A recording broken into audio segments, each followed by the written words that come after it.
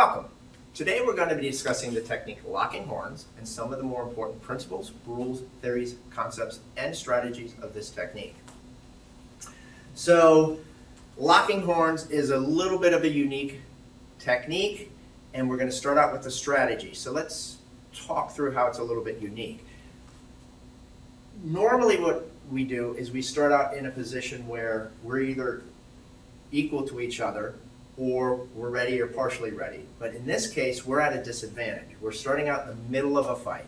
So what does that mean? I'm bent over, they're starting to check off my zones, they're starting to lock me up, which could potentially be death. And I have a problem here. Okay, so what is the general strategy? So let's look at it from a couple different standpoints.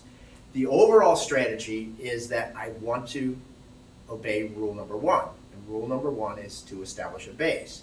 So if you notice, we're bent over like this, they're applying this lock and I don't have a base. So the general idea here is I want to establish that base and I want to get to a point where I can fight this opponent. So how am I doing this? So the way I'm doing this is I want to distract them from what they're doing, start to take advantage of them, slip out, reestablish my base, and then counter on them. Okay? So that's the overall strategy and what we're trying to do. So let's talk through how we're doing this. Okay, so it's extremely important that we recognize what's happening. Reading and timing. Timing is extremely critical, and reading is what spurs on that timing. So what we're doing is we're reading the fact that they're trying to lock us up, and that the timing is so important here that if you don't get it at the right time, you're going to have to move on to a different strategy or do something else, or you're going to be choked out. So the very important part here is that you recognize the fact that they're trying to choke you, and then start working your strategy on them before they can fully implement that. So let's talk through how we're going about doing that. So as they begin to lock us up, we recognize it, and notice they're controlling our zones. Now, the timing in this case would be, I'm already stuck. So what I want to do here is before that fully gets implemented, I want to do a couple things. I want to start checking them off because they're checking us off, and I'm going to be doing it with this left hand. I'm going to be pushing backwards and down at that 45-degree angle as I start to implement rule number one. So you can see how I'm pushing this. You see what happens to their body. And then I want to use this open-ended triangle down here with this ridge hand to hit him into the groin.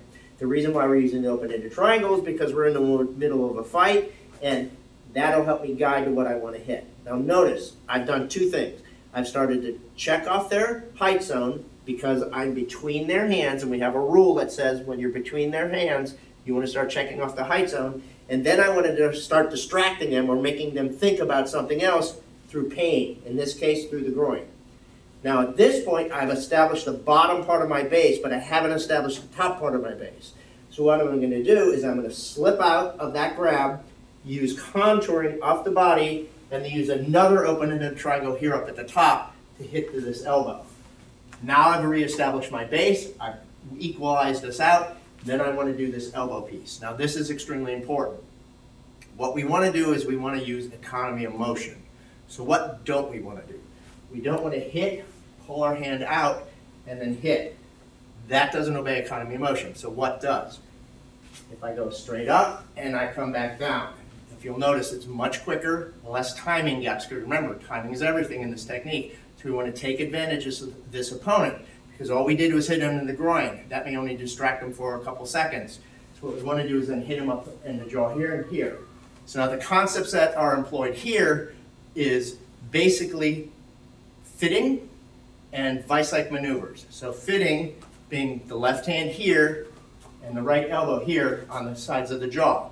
And then vice-like maneuvering, and the reason why I'm using that rather than sandwiching is because of the timing again. I could hit hand, then elbow. I could hit elbow, then hand, or I could hit hand with elbow. It doesn't really matter what the timing is there. What does matter is the fact that I'm using that vice-like maneuvering. Okay? So now, we're left in this situation, and now we're equaled out. We've got this opponent somewhat hurt. We could, A, leave, which is what this ideal phase does in this technique because it's a lower ranking technique. Therefore, you want to get out as fast as possible. Or B, I could continue to work on this opponent if I'm an upper ranking practitioner or I don't feel I got my job done that I needed to get done. Okay?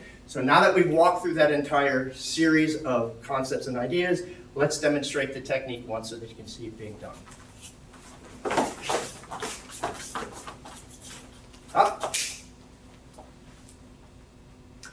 Hope this video helped you understand the American Kenpo system just a little bit better.